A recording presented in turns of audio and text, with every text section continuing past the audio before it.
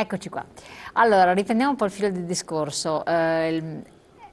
Tiro fuori il discorso dell'evasione perché è un po' all'ordine del giorno e anche per chiarirlo, perché ci sono dei luoghi comuni che è bene anche chiarire. La CGA ha fatto delle indagini, non prendiamo quelle della CGA, prendiamo un po' quelle che fate anche voi, tra l'altro, ma è così rilevante nei piccoli questo aspetto dell'evasione? Esiste ancora o c'è un controllo effettivo e bisogna puntare l'attenzione altrui? Quindi riprendiamo il filo del discorso di prima.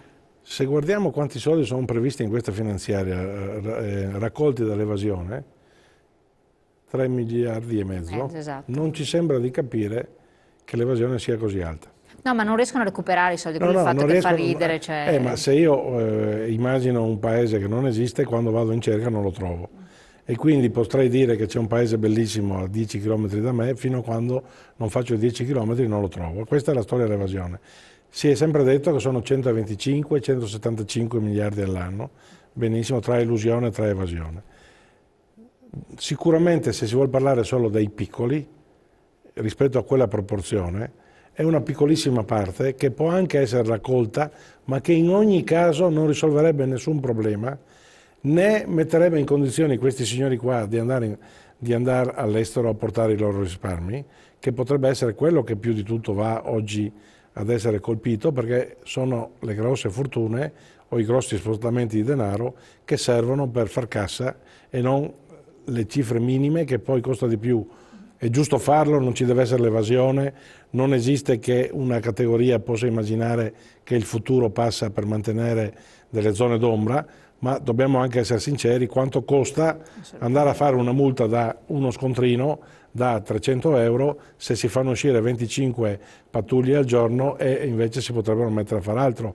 E lo scontrino si elimina e si dice quanto uno rispetto al prodotto che commercializza o che sì, ma comunque è assurdo perché ci sono gli studi vocazione. di settore, no? Quindi non Ma non solamente gli studi di settore, ci sono altri aspetti anche, basta vedere i sistemi diversi di come si pagano le tasse negli altri paesi. Abbiamo sempre la Svizzera vicina e sembra sia il paese più distante, non lo si vuole mai prendere come esempio perché chiaramente i più bravi di solito fanno ombra, invece io penso che potrebbe essere più facile.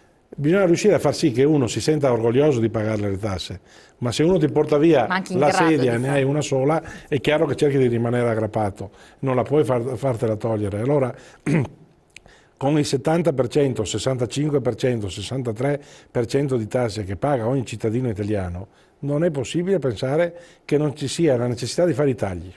Si scende un pochino, un po' alla volta e poi si arriverà a una tassazione più equa e a quel punto forse pagheranno quelli che oggi non pagano. Ma siccome questa non si vuol fare come strada, si continua solo a prendere un po' per i fondelli i cittadini, dicendo che abbiamo abbassato l'IRAP da una parte, dall'altra parte ne avevamo dato un 10% di benefit all'inizio dell'anno, lo togliamo. Quindi quanto sarà il benefit? Poi l'IRAP la guadagna solo esclusivamente, che è una cosa giusta da togliere tutta, chi ha dipendenti e le altre imprese che non hanno dipendenti, che sono una buona parte, le partite IVA, i professionisti non hanno questo benefit. Ecco, questo benefit quindi non è stato esteso, è stato soltanto per determinate realtà, solo per chi ha dei dipendenti. E allora il concetto è che la macchina oggi ha un motore talmente ingolfato, talmente fuori giri, che non riesce più a dare nessun tipo di soddisfazione a nessuno. Va ripensata, non c'è più tempo, lo diciamo da molto tempo, ne è passato ancora altrettanto e continuiamo a dire questo perché siamo un po' ottimisti che non possiamo immaginare sempre che tutto vada per aria, però se noi con i soldi che costano lo 0% in Europa non riusciamo a fare una politica di ripresa del mondo dell'impresa e quindi dello Stato che deve avere un unico scopo, togliere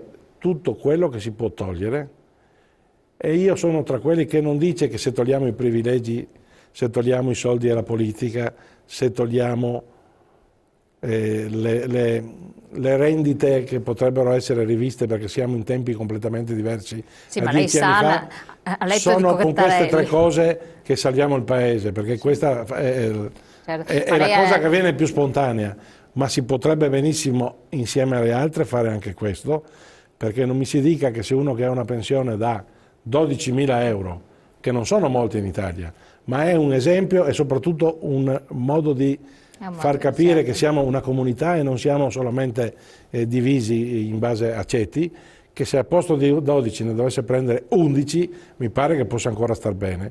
E allora, quando si fa un decreto e si dice che la pensione di quel mondo va toccata, poi ci può andare dal Consiglio di Stato, certo, piuttosto che dalla Corte dei Conti, dove vogliono andare, la risposta è: tu avrai 11, non che ti devo dare 12, perché non è possibile togliere la politica ha la possibilità. Perché ci mettono in questa nuova finanziaria che è la tassazione per chi ha dei fondi messi da parte dal 1° di gennaio? Quando la legge dice che non si può fare nessun provvedimento retroattivo, lo fanno pure perché hanno la potestà politica. Bene, lo facciano su tutte le cose, perché in Italia sarà anche qualcuno che ha studiato di più, ma qualcuno non andando a scuola ha capito lo stesso che si può andare avanti. Ecco, però la cosa che a me lo sottolineo più volte, perché effettivamente era anche una speranza riposta da parte di moltissime persone, non dico di no, il famoso commissario Cottarelli, no, che doveva fare proporre i tagli di una spending review nei vari anche ministeri, partendo dall'alto, scendendo dal basso, poi il Quirinale ha dovuto saltarlo, insomma, eccetera. Ha rilasciato questa dichiarazione che un po' è circolata nei vari giornali, anche sul web, in cui ha fatto delle esternazioni secondo me significative, poche, contenutissime, è stato molto molto bravo, però tra le righe lo capisci, dove ha detto che sono i vertici della burocrazia che non consentono praticamente di effettuare dei tagli importanti, di fare degli interventi, con degli ostruzionismi, facevano passare dei documenti che richiedeva mesi, insomma ci sono tantissimi sistemi per rallentare o impedire un lavoro, o chissà poi se i documenti erano reali, rispondevano al vero, se parziali, mancavano dei pezzi, perché poi uno da là può ricostruirsi. Ecco, se un commissario che viene da un altro paese, viene dagli Stati Uniti, cerca di intervenire e deve farlo perché noi abbiamo gli occhi del mondo puntati su di noi, dell'Europa in primis, ma anche di altri paesi, e non riesce a fare degli interventi importanti, se non cose veramente superflue, e dopo un anno soltanto, doveva starne 3, comunque va via. Questo ci deve far assolutamente riflettere, cioè, non è che noi rischiamo, primo tentativo con Cottarelli, poi questo che arriva veramente la cosiddetta troica, che ci può chiamare come si vuole chiamare, modello Grecia, e poi alla fine dobbiamo rigare dritti in un certo modo e ci mettono mettono gli altri in riga, perché noi mi sa che lo siamo già fin troppo, però ci riducono ancora peggio. Perché questo è l'inverosimile. Questa guerra di potere ha sicuramente fatto ritardare le volontà anche dei 2 precedenti primi ministri, perché sia Monti sia Letta avevano anche loro a fianco un commissario che doveva fare la spending review. Siamo al terzo, negli ultimi 3, ci ricordiamo gli ultimi 3, ma ce ne sono stati ancora, e non è stato fatto granché, se non l'inventario di dove ci sono i problemi e dove si potrebbe tagliare. Quindi ci sono dei grandi poteri che non consentono. Pensiamo ai comuni, pensiamo a tante cose. Siamo d'accordissimo che la burocrazia, intesa come i boiardi di Stato, oggi sono più preparati di chi fa politica. Pochissima della classe politica che noi oggi abbiamo è espressione così professionale capace di tenere testa a questi. E allora a questo punto bisogna fare una scelta, visto che tra loro si parlano, e mettiamo questi signori in condizione di non nuocere, perché il potere legislativo è l'unica cosa che rimane in un paese civile in mano alla politica. E si dica che le volontà della politica devono essere queste, altrimenti anche se viene la Troica non gli danno i conti quelli giusti, giocano con le 3 carte, ma noi in questo momento dobbiamo assolutamente immaginare che il paese si può riformare, la classe dirigente, non quella politica, quella burocratica, oggi spesse volte non solo fa l'ostruzionismo rispetto alle volontà politiche, ma è anche quella che permette a pochi di loro a giocare una partita che in ogni settore c'è l'impossibilità di conoscere cosa sta succedendo. E allora la politica deve avere almeno 2 cose da decidere assieme, e non è un problema di destra-sinistra, per cui è solo un problema di leadership. Sembra che da questo punto di vista il presidente attuale abbia più forza rispetto ai precedenti, però deve fare molto veloce, altrimenti viene logorato anche lui o gli tirano qualche tranello. Noi da questo punto di vista siamo consapevoli che il rischio è grossissimo, però dobbiamo denunciare che quello che sta succedendo è la moria di centinaia e centinaia di gente che Continua potrebbe perché... avere ancora un suo lavoro e invece colpa dell'indecisione del Paese sono lasciati fine a se stessi e mollano e non ce la fanno più. È imperdonabile e chi fa politica o ha la forza di dire io sto qua 10 giorni, se entro 10 giorni non mi fate queste cose io vado via, ma dopodiché si sa chi è la colpa, altrimenti ma dopo non un serve po' neanche. si va ad anacquare tutto. 10 giorni è un modo di dire. Sì, sì, no, ma Ecco, secondo me però non serve, 8 mesi sono passati da questo governo, assolutamente. doveva fare molte cose, probabilmente non gliele hanno fatte fare, non perché non c'è una maggioranza, che mi pare che qua è una Più di maggioranza, così, insomma, ma perché il palazzo dice di no. E allora lo si porti all'opinione pubblica, lo si dica in maniera seria, il cittadino è molto stanco, si corre il rischio di andare a colpire chi fa politica invece di chi fa l'ostruzionismo, però il Paese nel frattempo è sotto scacco, non è più accettabile. assolutamente. Entriamo un po' nello specifico vostro, quindi del Confcommercio, cosa rappresentate, quindi commercio, servizi, anche turismo e così via.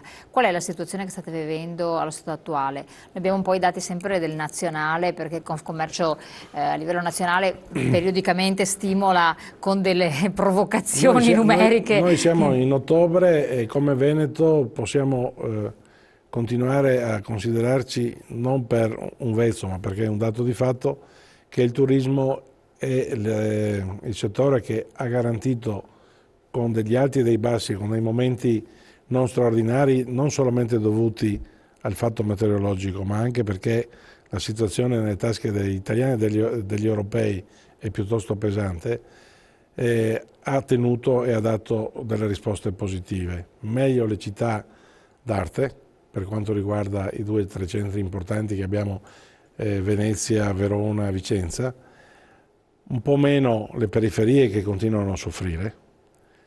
Non c'è un commercio che va meglio rispetto a chi va peggio, perché anche tra i grossi centri commerciali c'è un momento di stanca e se ne arriva uno nuovo va ad assorbire quello che avrebbe fatto quello precedente.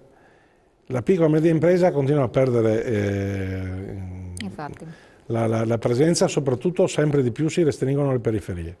Quello che è quello che denunciamo noi sempre, ogni volta, perché questa è anche una disattenzione, perché allora a questo punto non parliamo più in un discorso generale, bisognerebbe essere fatto un discorso ad hoc che per non perdere il presidio dei servizi vitali alla persona, soprattutto pensando alle persone che hanno meno possibilità di muoversi o meno disponibilità anche per muoversi, certo, bisognerebbe che ogni periferia rimanesse con dei punti aperti, perché queste attività, questi negozi, questi empori ormai, chiamiamoli così, abbiano una loro possibilità di stare in piedi, ci vanno delle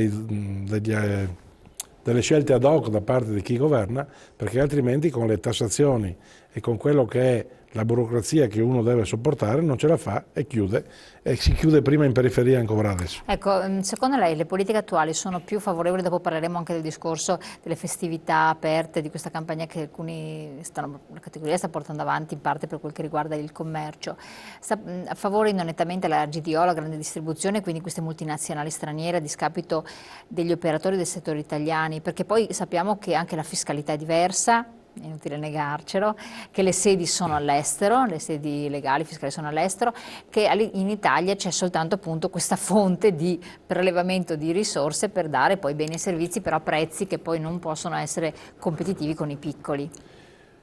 La rabbia di Confcommercio, anche da chi mi ha preceduto, non è mai stata una rabbia per dire no all'innovazione. No, siete stati sempre molto aperti. È sempre stata una rabbia perché il sistema paese regalava le sue possibilità di sviluppo a chi arrivando da fuori, a chi avendo altre abitudini, in qualche modo poteva presentare un modello diverso, un modello che dava a una parte di chi poi amministrava la possibilità di vedere soddisfatto alcuni suoi appetiti.